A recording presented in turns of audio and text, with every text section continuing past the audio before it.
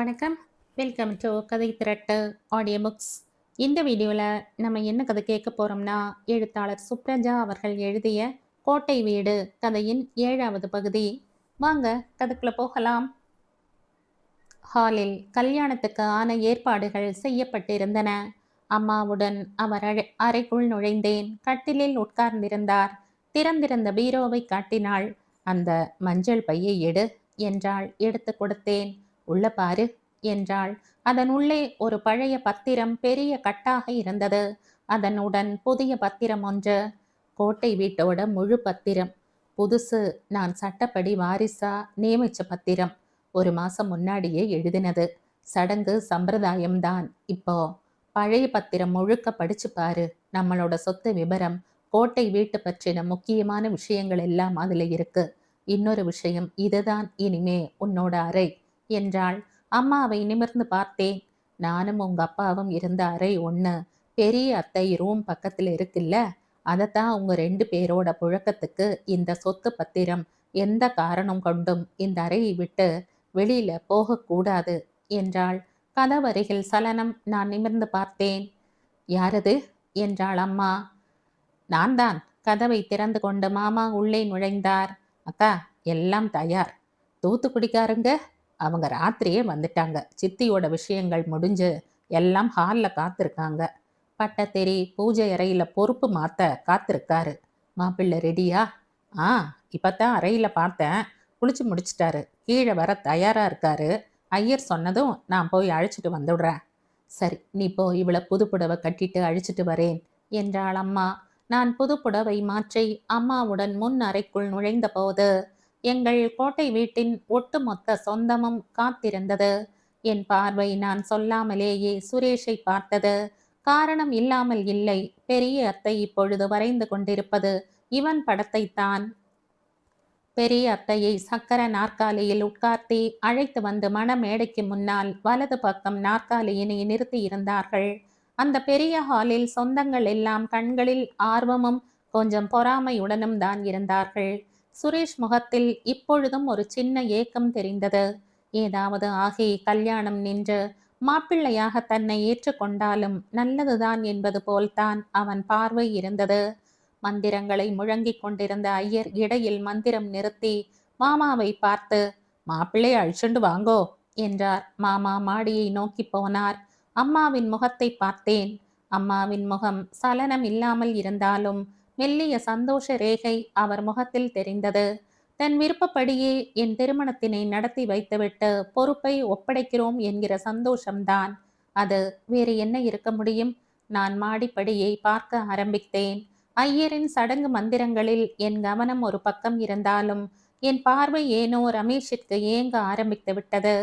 மாடிப்படியில் ரமேஷ் மாமாவுடன் வந்து கொண்டிருந்தார். பட்டு வேஷ்டி ஒன்றை கட்டியிருந்தார். மாமா தேர்ந்தெடுத்த பட்டு வேஷ்டிதான் அது. என் பக்கத்தில் வந்து உட்கார்ந்தது. என்னையும் அறியாமல் என்னுள் ஒரு வெட்கமும் பரவசமும் வந்து உட்கார்ந்து கொண்டது. உட்கார்ந்தவர் சும்மா இல்லாமல் அவர் விரல்களால் யாரும் பார்க்காத மாதிரி என் தொடையில் ஒரு கிள்ளு கிள்ளினார். ஹா என்று வந்த அலறலை உள்ளுக்குள்ளேயே தள்ளிவிட்டு அவரை பார்த்து மெல்ல முறைத்தேன். ஐயர் கவனித்து விட்டார் என்று நினைக்கிறேன். அவர் எங்கள் இருவரையும் பார்த்து சிரித்து கொண்டே, 2 பேரும் சேர்ந்து கொஞ்சம் நெருக்கமா உட்காருங்கோ என்றார். தமிழ் சினிமா படங்களில் வருவது போல அவர் கையில் தாலி போன சில வினாடிகளில் ஐயர், மாங்கல்யம் தந்துனானே மம ஜீவன ஹேதுனா கண்டே பத்மாபி சுபேகே த்வம் சஞ்சீவ சரதா சதம்போ என்றார் உச்சத்தில். பின்புறம் சுற்றி அவர் தாலியினை முடிச்சிட தூத்துக்குடி பெண் மாமாவின் ஒருத்தி தொடர் முடிச்சுக்களை போட்டாள். ரமேஷ் சொந்தங்கள் சார்பில். அம்மாவை பார்த்தேன். அம்மாவின் கண்களில் இருந்த கண்ணீர் எட்டி பார்த்தது. திருமண சடங்குகள் முடிந்த கையோடு பொறுப்பு மாற்றும் வேலை தொடங்கிவிட்டது. மாமாவை பார்த்தேன். மாமா ஏனோ டென்ஷனாய் இருந்தார். ஆனாலும் நான் அவரை பார்ப்பதை உணர்ந்ததும் மெல்ல சிரிக்க முயன்றார். எங்கள் முன் ஒரு சற்றே பெரியதான ஜாடியில் துணி மூடியபடி கொண்டு வந்து வைத்தாள் சமையல்கார அம்மாள். தொடர்ந்து பட்சண தட்டுகள் கொண்டு வந்து அடுக்கப்பட்டன. வரிசையாக தட்டுகள் வர நான் அசந்துதான் போனேன். 108 விதமான பட்சணங்கள், காரம் உட்பட ஒவ்வொன்றும் பார்க்க பிரமிப்பாயும் பசியையும் ஒரு சேர கிளப்பியது. அதே நேரத்தில் உள்ளே அம்மாவை பாதாள அறைக்குள் அழைத்து செல்லும் போது எடுத்து செல்ல வேண்டிய சத்து மாவு உருண்டைகள் பத்திரப்படுத்தியிருந்த ஜாடியை பார்த்தேன். எனக்கு திடீரென்று அந்த எண்ணம் தோன்றியது. நான் பொறுப்பை மாற்றி விடும்போதும் என்னையும் இப்படித்தானே அடுத்த வாரிசுடன் இதே மாதிரி ஜாடி கொடுத்து அனுப்புவார்கள். அந்த உருண்டையை மட்டும் சாப்பிட்டு கொண்டு கிட்டத்தட்ட 20 வருடங்களுக்கு மேல் எப்படி உயிருடன் இருக்க முடியும்? இன்னும் கொஞ்ச நேரத்தில் நான் அம்மாவை உள்ளே விட்டுவிட்டு பெரியம்மாவை அழைத்து வரப்போகிறேன். பெரியம்மா நல்ல அழகி. பாதாள வாசம் அவளை, அவளின் தோற்றத்தை எப்படி மாற்றி இருக்கிறதோ? என் எண்ணங்கள் சிதறி ஓட ஆரம்பித்தன. ரமேஷ் எழுந்து செல்லும் முன் அம்மாவிடம் ஆசீர்வாதம் வாங்கிக் கொள்ள விரும்பினேன். ரமேஷிடம் காதில் சொல்ல அவரும் தயாரானார். அம்மாவிடம் சென்று, அம்மா, எங்க 2 பேரையும் ஆசீர்வாதம் பண்ணுங்க என்றபடி அவர் காலில் விழுந்தோம். சிறந்த செல்வங்களை பெற்று பெரும் வாழ்வை இருவரும் வாழ வேண்டும் என்று அம்மா வாழ்த்தினார். ஐயர் அம்மாவையும் என்னையும் மனையில் உட்கார சொன்னார். இருவரும் உட்கார்ந்தோம். அதுவரை சாதாரணமாக இருந்த எனக்கு படபடப்பு அதிகமாகியது. ஐயர் இந்த சடங்கிற்கும் தன் கையில் வைத்திருந்த நோட்டை பார்த்து ஏதோ மந்திரங்களை முணுமுணுத்தார். திடீரென்று ஒரு சூன்யத்திற்குள் வந்து உட்கார்ந்து விட்டது போல் ஒரு அமைதி ஏற்பட்டது. அம்மா தன் கழுத்தில் இருந்த செயினை கழட்டி என் கையில் கொடுத்து, இத கழுத்துல மாட்டிக்க என்றாள். செயினில் ஒரு தங்க சாவி தொங்கிக் கொண்டிருந்தது. ஒரு விரல் நீளத்துக்கு இருந்தது அது. அதை மாட்டிக்கொண்டேன் நான். உட்கார்ந்திருந்தவர்களை பார்த்து மெல்லிய புன்னகையினை சிதறவிட்டேன். வந்தனா முகமலர்ச்சியுடன் என்னை பார்த்து கொண்டிருந்தாள். டாக்டரும் என்னை பார்த்து புன்னகை புரிந்தார். அப்பொழுதுதான் அதை பார்த்தேன். மஞ்சள் துணியால் மூடப்பட்டிருந்தது. ஐயர் மந்திரங்களை சொல்லியவாறே அந்த மஞ்சள் துணியை நீக்கினார். உள்ளே வெள்ளி பெட்டி ஒன்று, அதன் மேலே சந்தனம், குங்குமம் இரண்டும் வைக்கப்பட்டிருந்தது. அதன் மீது சிறிது நீர் தெளித்துவிட்டு அம்மாவிடம் சைகை காட்டினார். அம்மா அந்த பெட்டியை எடுத்து என் கையில் கொடுத்தாள். அவள் கண்களை அப்பொழுது பார்த்தேன். பூரண மகிழ்ச்சி தெரிந்தது. மஞ்சள் பூசி வைத்திருந்த சாவி கொத்தை ஐயர் எடுத்து அம்மா கையில் கொடுக்க அவர் அதையும் வாங்கி என்னிடம் கொடுத்தார். ஐயர் எழுந்தார். எல்லாரும் இவா 2 பேரண்டையும் ஆசிர்வாதம் வாங்கிக்கோங்கோ என்றார். அத்தனை பேரும் எங்களை வணங்கி எழுந்தார்கள். சுக்லபட்சே தை மாசஸ்ய என்று தொடர்ந்தவர், அம்மா, நீ உன்னோட அம்மாவை கொண்டு சேர்த்துட்டு பெரியம்மாவை அழைச்சுண்டு வந்துடலாம் என்றார். நான் அம்மாவை பார்த்தேன். அம்மாவின் முகத்தில் திருப்தியின் சாரல் ஓடியது. அம்மா தானாகவே அந்த ஜாடியை எடுத்து கொண்டாள். இந்த நிமிடம் வரை எனக்கு நிலவரைக்கு செல்ல வழி எங்கு இருக்கிறது என்று தெரியாது. ஐயர், அவா பின்னாடி யாரும் போகக்கூடாது என்றார் கடுமையான குரலில். அம்மா முன் செல்ல நான் தொடர்ந்தேன். அம்மா வேகமாய் நடந்து பெரிய அத்தையின் அறையையும் கடந்தாள். நான் பின் தொடர்ந்தேன்.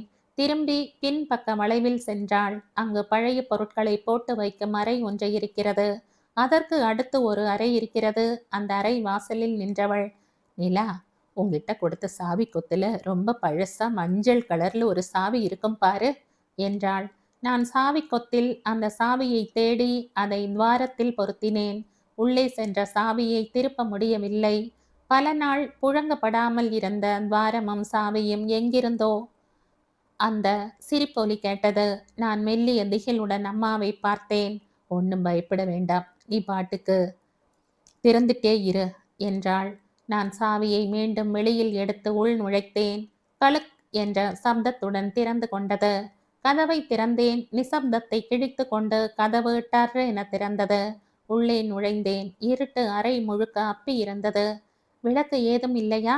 அம்மா தன் கையில் சட்டென்று எரிந்தது அந்த தீக்குச்சி. ஜாடியை கையில் இருத்தி கொண்டு அறையின் கதவை உள்புறம் தாளிட்டாள். மீண்டும் ஒரு தீக்குச்சியை பொருத்தினாள். அறையின் மூலைக்கு சென்றாள். சுவரில் பெரிய சாந்தமான காளியின் படம் ஒன்று வரையப்பட்டிருந்தது. காளியின் கால் அருகே காட்டி, உனக்கு நான் தந்த தங்க செயின்ல இருக்கிற சாவியை வச்சு இதை திற என்றாள். திறந்தேன். படத்தோடு பதிந்திருந்த கதவு திறந்தது. உள்ளே படிக்கட்டு இறங்கியது. மெல்ல இறங்கினோம். இறங்க இறங்க வெளிச்சம் சுரீர் என்றது. எங்கிருந்து வருகிறது? இந்த பாதாள அறையில் இவ்வளவு வெளிச்சம் எப்படி? குழம்பியவாறே இறங்கினேன். படி முடிந்து தளம் ஆரம்பித்தது.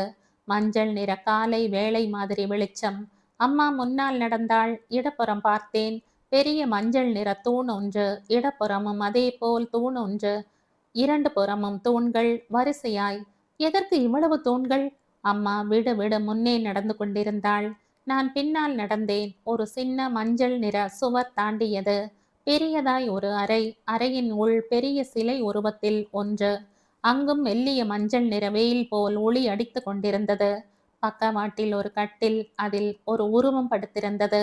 பக்கத்தில் செல்ல பயந்தே போனேன். அது பெரியம்மா. கண்கள் உள் இடுங்கி உடல் வற்றி எல்லா எலும்புகளும் துருத்தி கொண்டிருக்க சதை என்பதே காணோம். மூச்சு மட்டும் விடாமல் வந்து கொண்டிருந்தது. பக்கவாட்டில் கிடந்தது அந்த ஜாடி. அம்மா தன் கையில் இருந்த ஜாடியை என்னிடம் ஒரு நிமிடம் வைத்திருக்க சொல்லிவிட்டு அதை நிமிர்த்தி வைத்தாள். உள்ளே சத்து மாவு உருண்டைகள் அப்படியே இருந்தன. இவளும் உங்க சித்தி மாதிரியே லூஸ் ஆயிட்டா போல, சாப்பிடாமலேயே இருந்திருக்கா. இவளை தூக்கிட்டு போ, எல்லாத்தையும் சரியா பூட்டிட்டு போ என்றாள். அம்மா, நான் ஒரு விஷயம் கேட்கலாமா? வெளிச்சம் எங்கிருந்து வருதுன்னு தானே கேட்க போற? அதுவும் கேட்கணும். இவங்க என்னத்துக்கு காவல்? அம்மா சிரித்தாள். பீரோவில் ஒரு பழைய டைரி இருக்கு, அதை படிச்சு பாரு. அப்புறம் ஒரு தடவை இந்த அறையை மறுபடியும் பாரு. அந்த சிலை கிட்ட போய் பாரு என்றாள். நான் சிலையினை நோக்கி போனேன். அது ஒரு சாந்தமான காளி சிலை.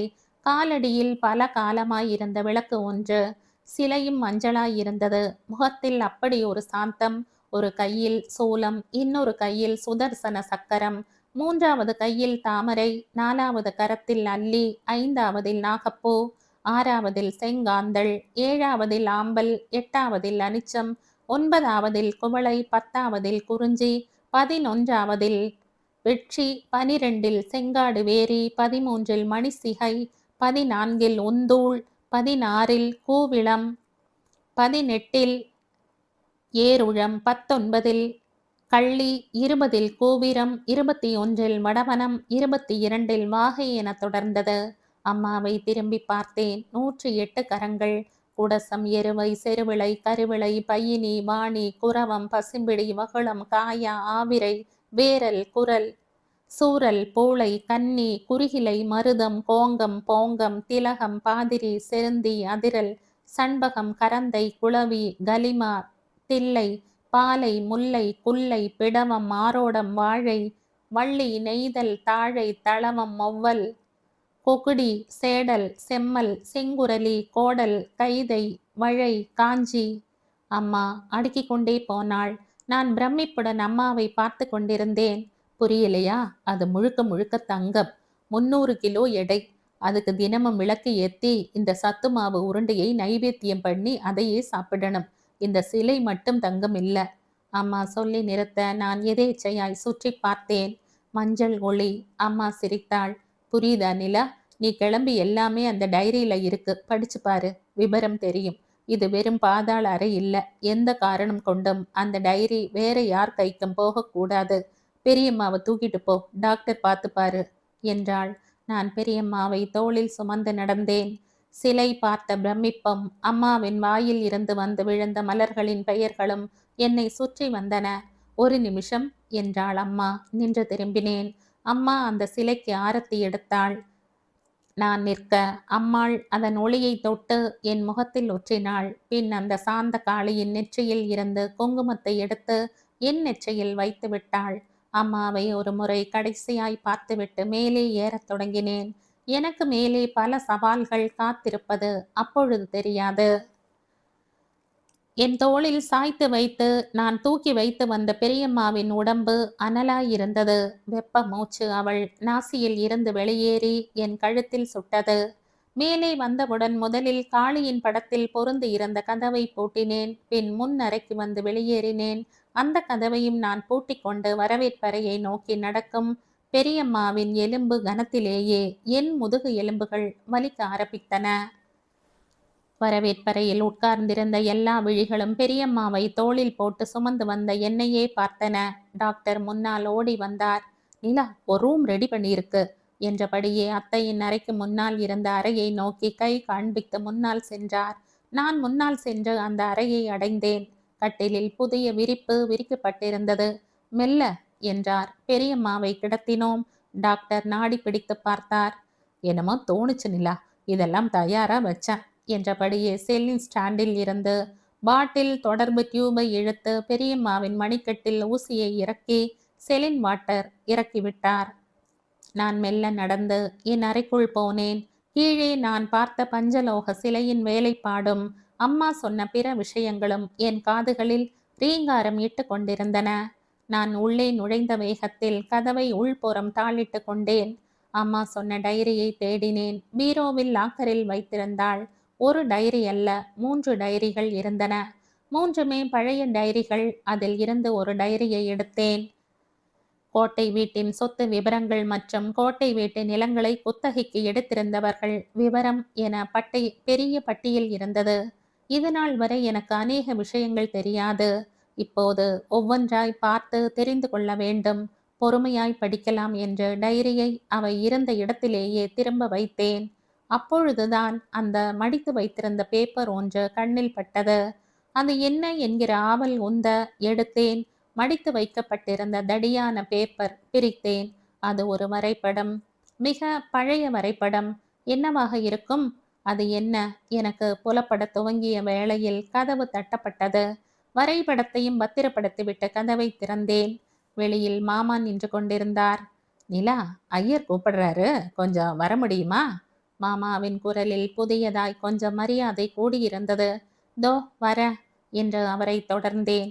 என்னை பார்த்ததும் சொந்தங்கள் சிரித்தன. நல்ல சிரிப்புகள், கள்ள சிரிப்புகள். சில சுரேஷை என் கண்கள் தேடின. அவனை காணவில்லை. ஐயரை நோக்கி செல்லும் முன் மாமா என்னிடம், நிலா, விருந்து தயாராயிடுச்சு, எல்லாரையும் சாப்பிட சொல்லிட்ட, எல்லாம் உன்னை பார்த்து கிஃப்ட் கொடுத்துட்டு தான் சாப்பிட போகணும்னு காத்திருக்காங்க என்றார். மாமா, இது என்ன புது பழக்கம்? அவங்க அன்பும் ஆசையும் மட்டும் போதும், பரிசு எல்லாம் வேண்டாம் மாமா, நீங்களே பக்குவமா சொல்லிடுங்க மாமா என்றேன். ஐயர் என்னை பார்த்ததும், அம்மா, மாமா கிட்ட முதல் இரவுக்கு நேரம் குறிச்சு கொடுத்துருக்கேன், நான் கிளம்புறேன். இந்த கோட்டை வீட்டில் கம்பீரமா நீ தொடர்ந்து வலம் வரணும். என்னோட ஆசிகள். நான் ஆத்துக்கு போயிட்டு ஆயக்குடிக்கு போகணும். அங்கு ஒரு கல்யாணம், 3 நாள் ஃபங்க்ஷன் என்றார். நான் தயாராய் அவருக்கு என்று வைத்திருந்த தட்டை எடுத்து கொடுத்தேன். பட்டுப்புடவை, பட்டு வேஷ்டி, தங்க செயின், 10,000 பணம். தட்டை வாங்கி கொண்டவர், ரொம்ப சந்தோஷம்மா என்றார். மாமாவை தேடினேன். மாமா அத்தையிடம் பேசிக் கொண்டிருந்தார். நான் பார்ப்பதை கவனித்தவர் உடனே என்னை நோக்கி வந்தார். என்னம்மா? ஐயர் கிளம்பிட்டாரு, அவரை கொண்டு விட்டுட்டு வந்துடுறீங்களா? தோமா, உடனே கிளம்புற என்றார். நான் ரமேஷை கண்களால் தேடினேன். அவர் வரவேற்பறையில் எங்கும் காணோம். சின்ன அத்தை மெல்ல என்னிடம் வந்தார். வாமா நிலா, சாப்பிடலாம். நீங்க போய் சாப்பிடுங்க அத்தை, நான் அவர் வந்ததும் வந்து சேர்ந்துக்கிறேன் என்றேன். அத்தை போனதும் என் சிந்தனையை மீண்டும் கிளற ஆரம்பித்தது. அந்த வரைபடத்தில் இருந்த விஷயங்களும் நான் பாதாள அறையில் பார்த்தவையும் இணைத்து பார்க்க ஆரம்பித்தது மனம். எனக்கு சில விஷயங்கள் புலப்பட ஆரம்பித்தது. நான் யோசித்து கொண்டிருந்த வேளையில் படியில் இருந்து இறங்கிக் கொண்டிருந்தார் ரமேஷ். என்னை நோக்கி வந்தவர், என்ன நிலா, பொறுப்பு கைக்கு வந்ததுமே உள்ள போய் கதவை தாழ் போட்டுக்கிட்ட தட்டலாமான்னு யோசிச்ச, மேடம் கோபப்பட போறீங்கன்னு பேசாம இருந்துட்டேன் என்றார். போதும் கிண்டல், எங்க போனீங்க? யாரும் வந்து என்கிட்ட சகஜமா பேசல. எவ்வளவு நேரம்தான்? மாமா மட்டும் என்கிட்ட பேசிட்டு இருப்பார், போர் அடிச்சது, மேல ரூமுக்கு போயிட்டேன் என்றார். என் கண்கள் எதேச்சையாய் திரும்ப படியில் இருந்து இறங்கிக் கொண்டிருந்த வந்தனா கண்ணில் பட்டாள். அவள் படியில் இறங்கிக் கொண்டே என்னை பார்த்தபடிதான் வந்தாள். நேரே எங்களிடம் வந்தவள், 2 பேருக்கும் திருமண வாழ்த்துக்கள் என்றாள். அவள் கையில் பெரிய பார்சல் ஒன்று, அதை என்னிடம் நீட்டினாள். என்ன வந்தனா இது? உங்க 2 பேருக்கும் என்னோட பரிசு என்றாள். பரிசா? யாரும் பரிசு கொடுக்க கூடாதுன்னு சொந்தக்காரங்களை விரட்டிட்டு இருக்க? ஐயோ அக்கா, ராத்திரி முழுக்க கண் முழிச்சு உங்களுக்காக ரெடி பண்ணது, என்னன்னு பாருங்க, நீங்க வேண்டாம்னு சொல்ல மாட்டீங்க என்றாள். என்னது இது? ஒரு க்ளூ கொடு பார்ப்போம். பெயிண்டிங், பிரிச்சு பாருங்க என்றாள். அப்படியா? நான் அவளிடமிருந்து வண்ணத்தால் சுற்றப்பட்டிருந்த அந்த பெயிண்டிங்கை பார்த்தேன். அந்த பெயிண்டிங்கை பார்த்ததும் என் கண்கள் பயத்திலும் அதிர்ச்சியிலும் உறைந்தன. என் முகபாவத்தினை பார்த்த ரமேஷ் என்னிடமிருந்து அதை வாங்கி தன் பக்கம் திரும்பி பார்த்தார். அவர் முகமும் இருள் அடைந்தது. எங்கள் இருவரின் முகத்தினையும் பார்த்த வந்தனா, என்ன உங்க 2 பேருக்கும் நான் வரைஞ்ச படம் பிடிக்கலையா? உங்க 2 பேரையும் எவ்வளவு தத்ரூபமா வரைஞ்சிருக்க? நான் ஒன்றும் சொல்லாமல் இருக்க வந்தனா எனக்கு பக்கவாட்டில் வந்து பெயிண்டிங்கை பார்த்து அதிர்ந்தாள். அவள் கண்களில் பீதி சூழ்ந்தது. ஐயையோ அக்கா, இது நான் வரைஞ்சதில்ல. யாரோ நான் வரைஞ்ச படத்தை எடுத்துட்டு இதை வச்சிருக்காங்க என்றாள் படபடப்புடன். படத்தில் கோட்டை வீட்டின் உச்சியில் இருந்து நான் குதிப்பது போல் வரையப்பட்டிருந்தது. என் முகம் சிவந்து ரமேஷை பார்த்தது. இதை கொண்டு போய் சமையல் ரூம்ல எரியற அடுப்புல போட்டுட்டு வாங்க என்றேன். ரமேஷ் அதை மடித்து உடித்தபடியே வேகமாய் அந்த இடத்தினை விட்டு நகர்ந்தார். வந்தனா கண்களில் பயத்துடன் என்னையே பார்த்து கொண்டிருந்தாள். அக்கா, சத்தியமா எனக்கு தெரியாது என்ன நடந்ததுன்னு. உங்க போட்டோ அவர் போட்டோ ரெண்டத்தையும் வச்சு நான் ஒரு படம் வரைஞ்சேன். நான் வரைஞ்சு முடிக்கும் போது மணி 3 இருக்கும். பேக் பண்ணி வச்சுட்டு தான் தூங்குனேன். யார் என்னோட அறைக்குள்ள வந்தாங்க, எப்படி மாத்துனாங்க அப்படிங்கிற விவரம் எல்லாம் எனக்கு தெரியாது. என்னை நம்புங்க. வீட்டை விட்டு போன்னு மட்டும் சொல்லிடாதீங்க. எல்லாத்துக்கும் மேல அப்பா கிட்ட சொல்லிடாதீங்க ப்ளீஸ் என்று கெஞ்சினாள். எனக்கு அவளை பார்க்க பாவமாய் இருந்தது. விடு வந்தனா, பார்த்துக்கலாம். யாரோ விளையாடி பார்க்கறாங்க. எந்த அளவுக்கு போறாங்கன்னு பார்த்துடுவோம் என்றேன். நான் இப்படி சொன்னதும் தான் வந்தனாவின் முகம் சகஜ நிலைக்கு வந்தது. டாக்டர் எங்களை நோக்கி வந்தார். என்ன 2 பேரும் டிஸ்கஸ் பண்ணிட்டு இருக்கீங்க? அதெல்லாம் ஒண்ணுமில்ல டாக்டர். நானும் ரமேஷும் தேன் நிலவுக்கு எங்க போற ஐடியாவில் இருக்கோம்னு கேட்டா. புதுசா கோட்டை வீட்டு பொறுப்பு வந்துடுச்சு. அப்புறம்தான் அதை பத்தி யோசிக்கணும்னு சொல்லிட்டு இருந்த. நீங்க வந்துட்டீங்க என்றேன். சாப்பிட போலாமா? எங்க ரமேஷ்? அவர் கேட்டு முடிக்க கூட இல்லை. ரமேஷ் வந்தார். எல்லாம் சாப்பிட போகலாம். நிலா, பந்தி நடந்துட்டு இருக்கு. இன்னும் 10 நிமிஷத்துல போகலாம் என்றார் ரமேஷ். எல்லோரும் சாப்பிட்டு முடித்த வேளையில் வெளியில் இருந்து வந்தவர்கள் விடை பெற்று கொண்டு செல்ல ஆரம்பித்தார்கள். பெங்களூர் அண்ணி தூரத்தில் இருந்து வந்தனாவை கையசைத்து கூப்பிட்டாள். நான் வந்தனாவை பார்த்தேன். வந்தனா என்னிடம், அக்கா, எங்கிட்டையும் உங்க பெங்களூர் அண்ணிகிட்டையும் தான் முதலிரவு அறையை ரெடி பண்ண சொல்லியிருக்காங்க. நாங்க அங்க போறோம் என்று கூறிவிட்டு போனாள். அண்ணனை அப்பொழுதுதான் பார்த்தேன். வழக்கம் போல் யாரிடமும் பேசாமல் சோஃபாவில் அப்பாவுடன் முடங்கி இருந்தான். அப்பா வெற்றிலையை கிள்ளி கொண்டிருந்தார். ரமேஷ், நிலா, நான் மேலே போய் கொஞ்ச நேரம் படுக்கிறேன் என்று கிளம்பினார். நான் கீழே இருந்த என் அறைக்குள் நுழைந்தேன். கதவை மூடிக்கொண்டு பீரோவை திறந்து அந்த வரைபடத்தினை எடுத்து கட்டிலில் விரித்து வைத்து பார்த்தேன். இது மட்டும் தங்கம் இல்ல என்று அம்மா என் காதுகளில் மீண்டும் சொல்வது போல் இருந்தது. அப்படியானால்? வரைபடம் கையால் மரக்கூழ் கொண்டு செய்யப்பட்ட தாளில் வரையப்பட்டிருந்தது. கட்டிலில் பிரித்து வைத்தேன். 4 புற வாயில்களும் குறிக்கப்பட்டிருந்தது. ஒரு கோவிலின் வரைபடம் அது. வெளிப்பிரகாரம், உள் பிரகாரம் என்று சுற்றுப்பிரகாரம் மற்றும் உள் சன்னதி மற்றும் கற்ப கிரகம். உள்ளே மேடையில் விக்கிரக படம் ஒன்று குட்டியாய் வரையப்பட்டிருந்தது. தங்க தாளீஸ்வரி அம்மன் திருக்கோவில் என்று வரைபடத்தில் எழுதப்பட்டிருந்தது. என்னையும் அறியாமல் எனக்கு கீழே பார்த்த 108 மலர்களை தூக்கி பிடித்திருந்த அம்மன் சிலை நினைவில் வர, இந்த கோவிலுக்கு சொந்தமான பஞ்சலோக சிலைதான் கீழே உள்ளதா? இல்லை, என் சிந்தனைகள் பறக்க ஆரம்பித்தன. கதவு மெல்ல தட்டப்பட்டது. யாரு என்றேன். தங்கம்மா, பட்டத்திரி ஐயா உங்களை கூட்டி வர சொன்னாரு. தோ வரேன்னு சொல்லு. வரைபடத்தை மடித்து பீரோவில் வைத்தேன். அங்கே இன்னொரு படமும் இருந்தது. அதை அப்புறம் பார்க்கலாம். பீரோவை பூட்டி சாவியை மேலேயே வைத்தேன். வெளியில் வந்தேன். வேலைக்கார அம்மாள் இன்னமும் நின்று கொண்டிருந்தாள். பட்டத்திரி எங்க இருக்கார்? பெரிய அத்தையோட அறைக்கு பக்கத்துல தான். நீ போ, நான் பார்த்துக்கிறேன். நான் பட்டத்திரி எதற்கு அழைத்து இருப்பார் என்று யோசித்தவாறே நடக்க ஆரம்பித்தேன். கீழே போய்விட்டு வந்த பின் அவரை நான் பார்க்கவே இல்லை. அது விஷயமாக ஏதும் தெரிந்து கொள்ள கூப்பிடுகிறாரா? பல விதமா யோசித்தவாறே நடந்தேன். பட்டத்திரியின் அறை வாசலில் மாமா நின்றிருந்தார். பட்டத்திரி உள்ளே கட்டிலில் உட்கார்ந்திருந்தார். நான் பக்கத்தில் சென்றதும் தன்னுடன் வந்திருந்த 2 வாலிபர்களை பார்த்தார். அவர் பார்த்ததுமே அவர்கள் வெளியில் சென்றார்கள். நான் எதிரே போடப்பட்டிருந்த ஒற்றை சோஃபாவில் உட்கார்ந்தேன்.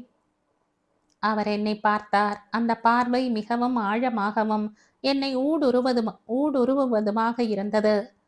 அவர் கண்களில் ஒரு அதீத பாசம் தெரிந்தது. அவர் என்னை பார்த்து மெல்ல சிரித்தார். எல்லாம் சிறப்பாக நடந்ததா? அம்மாவை கீழே கொண்டு போய் விட்டுவிட்டு பெரியம்மாவை தூக்கிட்டு வந்தேன். பார்த்தேன், உங்க அம்மா மாதிரியே ரொம்ப வைராகியமான பொம்பளை. அந்த சூழ்நிலையில இருக்க ஒரு மன தைரியம் வேணும். அந்த தைரியம் உனக்கு இருக்கு. உனக்கு நிறைய விஷயங்கள் இந்த கோட்டை விட்ட பத்தி புரிய ஆரம்பிக்கும். எல்லாத்தையும் மனசுல பத்திரப்படுத்து. எல்லாம் நல்லபடியாகவே நடக்கும். என் மனதில் சட்டென்று தங்க தாளேஸ்வரி அம்மன் நினைவில் வர அதை பத்தி கேட்கலாம் என்ற வாய் எடுத்தேன். சிரித்தார். நிலா, அதை பத்தி நீயே போக போக தெரிஞ்சுப்ப. யார்கிட்டையும் நீ கேட்டு தெரிஞ்சுக்கணும்னு அவசியம் இல்லை. உன்னை இந்த கோட்டை வீட்டுக்காரி வாரிசா கோட்டை வீட்டுக்கு வாரிசா தேர்வு பண்ணது உங்க அம்மா இல்லை, அந்த தங்க தாளேஸ்வரி அம்மன் தான். அந்த அம்மன் தான் இங்க முழுக்க முழுக்க நிறைஞ்சிருக்கா. எப்படி என்னன்னு போக போக புரிஞ்சுப்ப. நான் விடியறதுக்கு முன்னாடி கிளம்பிடுவேன். நட்ட நடுராத்திரி கல்யாணமான முதல் நாள் உன்னை எழுப்ப நான் விரும்பல. அதுக்குத்தான் உன்னை இப்பவே கூப்பிட்டு அனுப்பினேன். இன்னொரு முக்கியமான விஷயம், உன்னோட அறையில் இருக்கிற பீரோவின் மேல தட்டுல ஒரு சின்ன பெட்டி இருக்கும். அதுல சின்ன அம்மன் விக்கிரகம் இருக்கு. அதுக்கு தினமும் காலையில சின்ன பால் அபிஷேகம் பண்ணி துடைச்சு பொட்டு வைக்கணும்.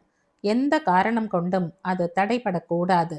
அது உன்னோட பீரோவில் இருக்கிற விஷயம் வேற யாருக்கும் உன் வாயாலேயோ எழுத்துலையோ நீ தெரிவிக்க கூடாது என்றார். ஆ, அப்படியே செய்யறேன். சரிம்மா, நீ கிளம்பு. அடுத்த பௌர்ணமிக்கு நான் வருவேன். நாளைக்கு நடக்க போற விஷயத்தினால நீ மனசஞ்சலம் அடையக்கூடாது என்றார் தொடர்ந்து. என்ன நடக்க போகுது? நடக்கும். ஒண்ணுமே சொல்லாம இருந்தா தான் உனக்கு பெரிய அதிர்ச்சியா இருக்கும். இப்ப அந்த எதிர்பாராத அதிர்ச்சி உனக்கு நாளைக்கு ஏற்படாது. நான் எழுந்தேன். அவரை நிற்க சொல்லி நமஸ்கரித்தேன். தன் கைகளால் என் நெற்றியை பிடித்து புருவ மத்தியில் அழுத்தினார்.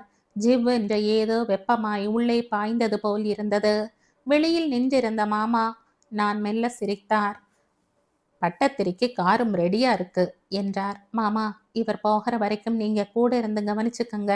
நிச்சயமா நிலா. அப்புறம் திருமண வாழ்த்துக்கள்.